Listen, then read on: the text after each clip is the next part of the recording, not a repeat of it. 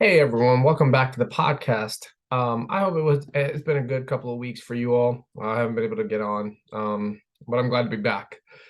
Today I wanted to focus on where we can be better when it comes to holding an open form of communication. So previously, last week, we had discussed a little bit about dialoguing, communication, but today's focus is a little bit different. It's more so, as time passes in the society, the time that we're living in, we often focus on our feelings and how well someone's words make us feel content or agree with our mindset, rather than being open to different point of views or providing others with space to work, express themselves.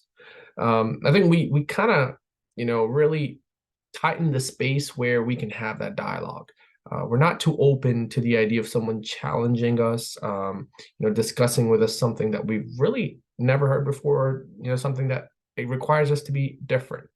So we could be discussing a topic in a conversation, or even if someone simply asks us, or happens to relay us a message or a certain assumption, we immediately label them as someone who accusatory or frame them as someone who may be gaslighting us. Now, I'm not completely in a disagreement that there should be a certain level of respect that should be held in a dialogue, as well as having positive intentions of growth and well-rounded communication without demeaning each other. So yes, respect is very important. But if we sense that someone is being condescending, then it is rightful to step away from the conversation. But the point is, how quickly are we to label them as someone who's actively being condescending or gaslighting us, as opposed to maybe it's unintentional? So the concern for today's discussion is where to find that balance, or whether the dialogue is productive or destructive, right? This is where it seems we're struggling in today's time, and I would like to share points and advice that can help us come to a better conclusion relating to the conversation where we are in and the perception of the person across from us. Uh, Rule number one. Rule number one is we must be able to be confident enough, comfortable enough in ourselves to be able to discuss a topic where, even if our emotions, mindset is challenged, we're able to maintain the conversation without becoming offensive or shutting down the conversation, because we're afraid that our emotions or ego is in question, and understandably so, right? We're all beings that want to be validated, that would like to feel comfortable at all times, secure at all times. And yes, we do have to open ourselves up to a little bit of vulnerability at times. And that is where the growth happens. Now, knowing that is pretty tricky, because each person has a different threshold where they may feel offended, but it is upon us to find that right balance. Now, some ways to be able to guide a productive conversation would be: understand that the person across from us may use wording that might not be necessarily meant to be offensive. Rather, it is unknowingly coming off in a manner that may be upsetting, right? We're all humans. Oftentimes we don't mean to be disrespectful. We are holding a live conversation all the time. And so some words might come off unintentionally not well settling with us, right? So to be able to get through a dialogue of communication, we have to give others sometimes benefit of the doubt, give them room to operate, and give them a place where they might be able to express themselves. And if there's something that is not sitting well with us, let's try to clear that up without quickly jumping to a conclusion that that's exactly what that person intended, because not always do they intend that, right? So clarifying that, you ask the person whether they mean how they are being understood, or do they intend differently. So next, if the person seems to be harsh, rude, disrespectful, then make it a note or a point to them in a respectful manner, in a manner which allows them to see your point without them becoming defensive towards you. So pointing out their wording to them. Now, this is a very important skill, and most importantly, executing our point of view in the most effective manner, which comes from wisdom. See, wisdom means what? It's knowing the timing, the person, the place, and the wording that we use in the best of manners to achieve the results we want to see. And that can be difficult. And that comes with experience, comes from just learning, right? Experiences learning, and just continuing our conversations with others. But we must also realize that at the end of the day, humans are by nature going to commit error. So we have to be patient with everyone in all aspects of life. Whether someone cuts you off on the road, questions you in a manner you do not like, or seems to come off with intentions that may sit uneasy with you.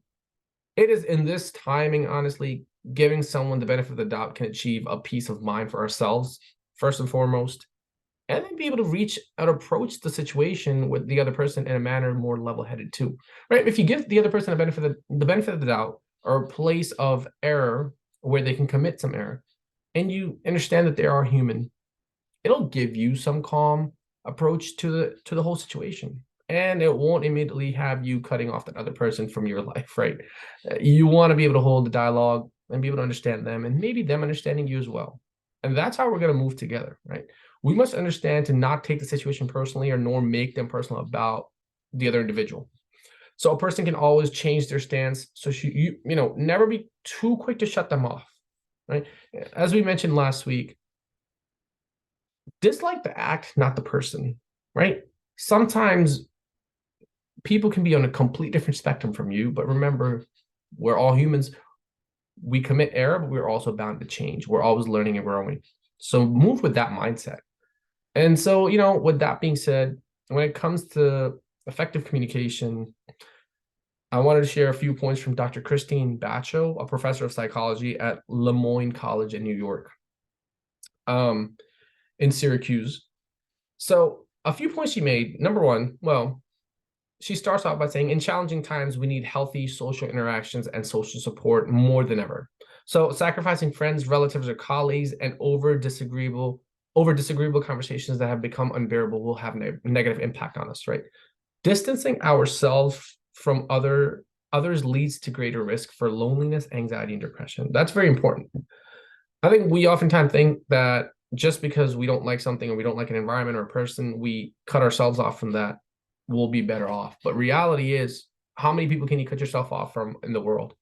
And not only that, but if you've disliked something and you cut it off from you, that issue still sits there in your mind. It marinates there. You develop sometimes, you harbor negative feelings, and it makes you restless and uncontent, right?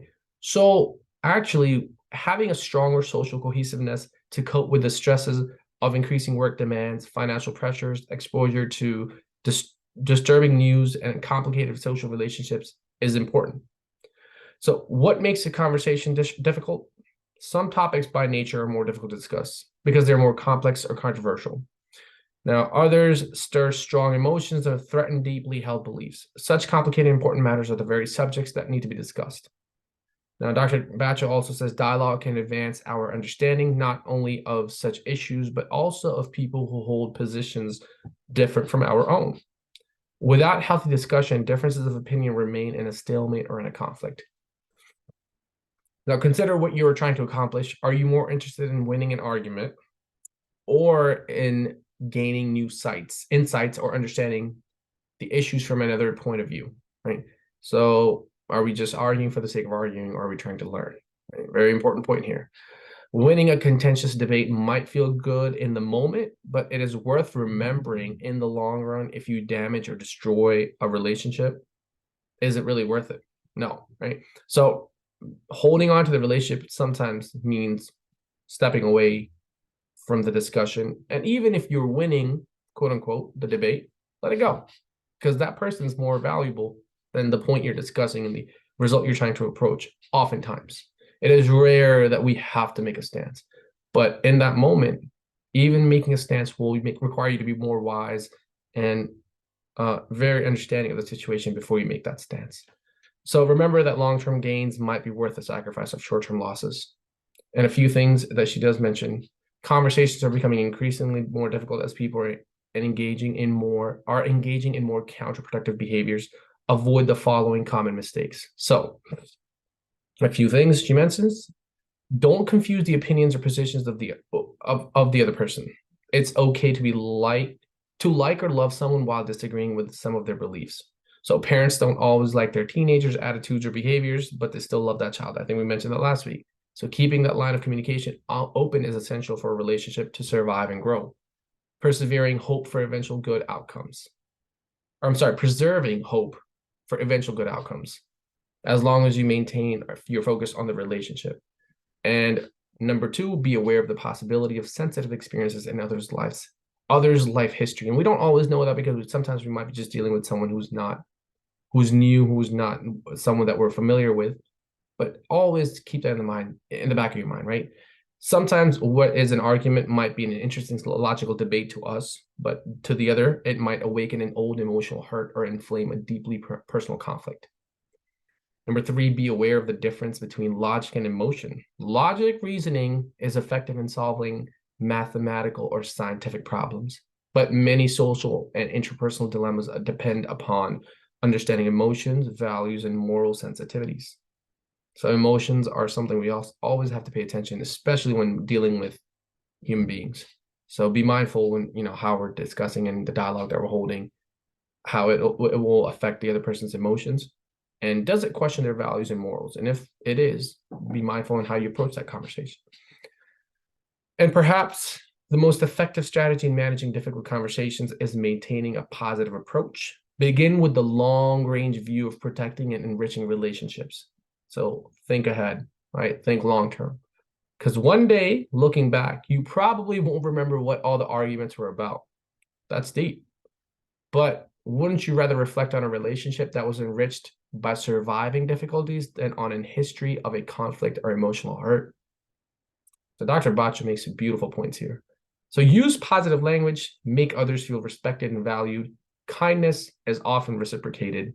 And when it isn't, kindness is its own reward.